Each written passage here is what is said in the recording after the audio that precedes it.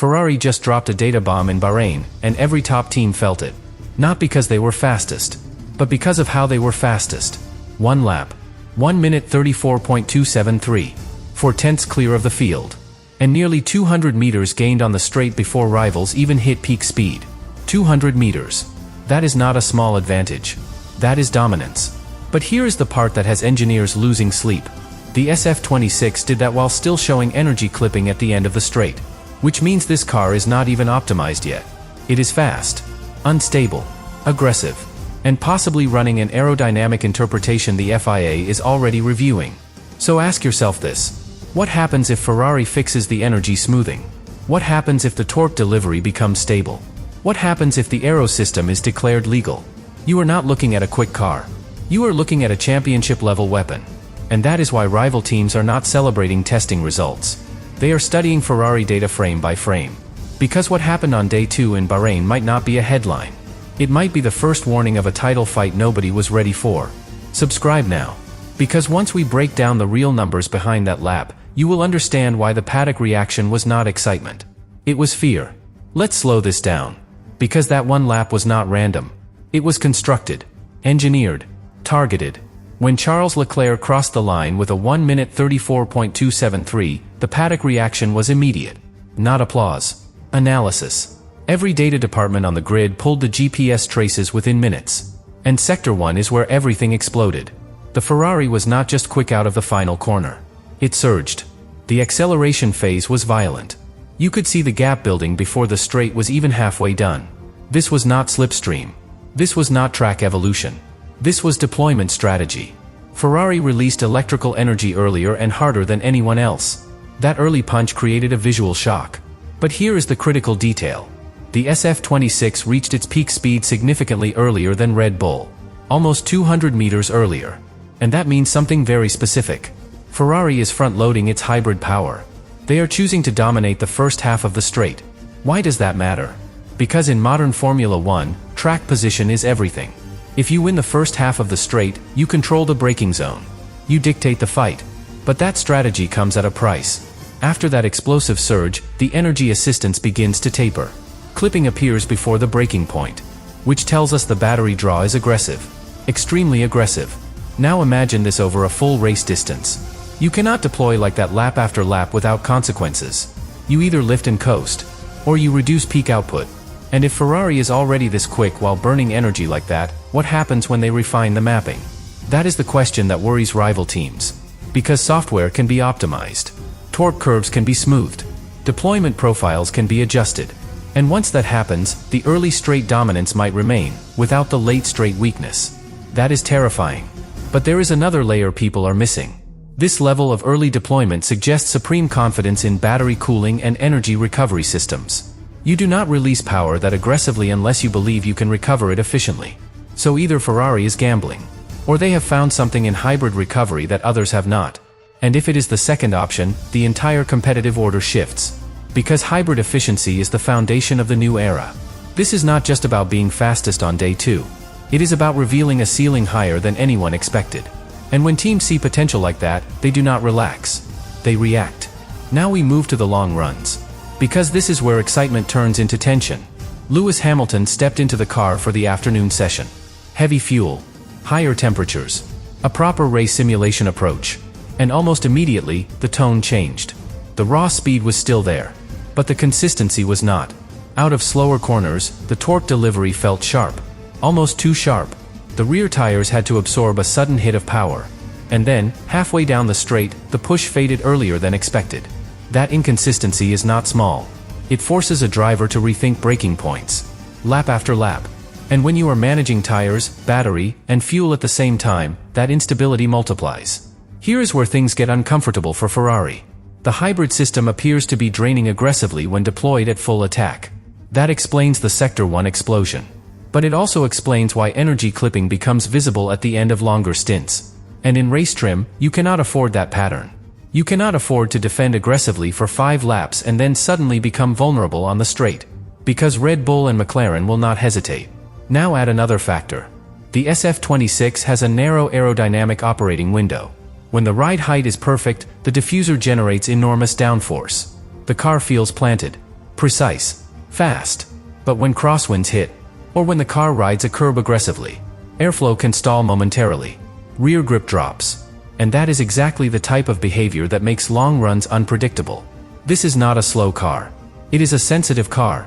And sensitivity over a single qualifying lap can be managed. Over 50 laps, it becomes a risk. Hamilton's feedback reportedly focused on smoothing the torque delivery, not reducing power. Smoothing it. Because if the electrical hit remains too aggressive, rear tire degradation will spike. And once the rear tires go, race pace collapses. This is why rival teams are not laughing at Ferrari's energy clipping. They are calculating. Because if the issue is software mapping, it can be fixed quickly. Very quickly. And if that happens before the first race, then the long-run weakness disappears while the qualifying advantage remains. That combination would shift the competitive balance instantly. So what we saw on day 2 was not a finished product. It was a preview. A car showing flashes of dominance. And flashes of fragility. The fear inside the paddock does not come from what Ferrari is today. It comes from what they could be in 2 weeks. And that possibility is what has every technical director studying the data late into the night. Now we reach the part that truly unsettled the paddock. Because the long-run data did not just expose weaknesses. It exposed potential conflict. Inside Ferrari itself. The SF26 does not behave the same way for both drivers. And that is dangerous. Charles Leclerc appears naturally aligned with this car's DNA. He likes a sharp front end. He tolerates a loose rear. He attacks curbs aggressively. And with this diffuser concept, that style unlocks serious rotation. On a low-fuel run, that becomes devastating. But Lewis Hamilton approaches corners differently. He builds entry stability. He prefers progressive load transfer. He trusts predictability over aggression. And the data shows something fascinating. Leclerc dominates sectors focused on traction and heavy braking. Hamilton looks stronger in the flowing, high-speed direction changes. Which tells us the car has performance in both areas. But not simultaneously. Nobody has combined them yet in a single, perfect race simulation. That is the underlying tension. Because when development begins to accelerate, Ferrari will have to choose direction. Do they keep the aggressive rear end that gives them that explosive qualifying pace? Or do they calm the platform to make it sustainable over a full race distance? Every aerodynamic tweak changes mechanical balance. Every software adjustment affects tire life. And when 2 world-class drivers want slightly different characteristics, development resources split. This is not drama. This is engineering reality. Now add another layer. The revised floor specification introduced on day 2 increased overall load. That likely contributed to the headline lap time. But more load also means more drag. And more drag means higher energy demand to maintain straight-line speed. Which loops us back to the hybrid deployment question. Everything is connected. The diffuser sensitivity. The early straight surge. The clipping at the end of the straight. The torque spike on corner exit. This is a car operating very close to the limit of efficiency. And cars like that can go 2 ways. Either Ferrari fine-tunes the mapping, smooths the torque delivery, slightly widens the aerodynamic window, and unlocks a monster. Or they struggle to balance peak speed with race stability, and the advantage fades under pressure. This is why teams are not dismissing Ferrari's issues. They are studying them. Because the ceiling of the SF26 looks higher than anyone expected. And in modern Formula 1, ceiling matters more than current consistency. If the foundation is strong enough, weaknesses can be engineered away. But here is the final tension building quietly in Bahrain. The FIA has been observing closely. Front wing flexibility. Floor edge behavior. Active aerodynamic interpretation. If Ferrari's concept survives scrutiny, the rest of the grid faces a brutal reality. They are chasing a car with extreme qualifying speed, elite slow corner traction, and the potential to solve its energy weaknesses quickly. That is why the mood shifted after day 2. Not panic, but awareness. Because sometimes the most frightening competitor is not the one that looks perfect. It is the one that looks almost unstoppable, and still unfinished. Now let's talk about the part nobody wanted to say out loud on day 2. The FIA attention. Because while Ferrari engineers were focused on energy maps and suspension tweaks, high-speed cameras were focused somewhere else. The front wing. And the floor edge. At full speed, the Ferrari front wing appeared to behave differently under load. Subtle movement. Not dramatic, but measurable. And in this new regulation era, movable aerodynamic behavior is a red line. Ferrari's official explanation is clear. The system adjusts to reduce drag on straights. That is permitted within defined parameters. But rival teams noticed something interesting. In high-speed corners, the wing elements did not seem perfectly symmetrical. Which raises a critical question. Is the system only reducing drag? Or is it also helping stabilize the car mid-corner? Because if the wing is subtly balancing the car while turning, that changes everything. That becomes more than drag reduction. That becomes aerodynamic control. And aerodynamic control in motion is heavily regulated. Now imagine you are a rival technical director. You have already seen Ferrari gain almost 200 meters early in the straight. You have already seen their diffuser generate massive downforce when the ride height is correct. And now you suspect their front wing might be helping maintain platform stability in fast corners. Suddenly that lap time is not just impressive. It is strategic. This is why teams are uneasy. If the FIA reviews the footage and decides Ferrari's interpretation crosses the intent of the rule, changes will be required.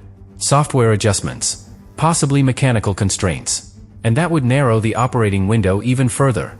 But if the FIA allows it, if the system is deemed compliant, then Ferrari has unlocked a powerful combination.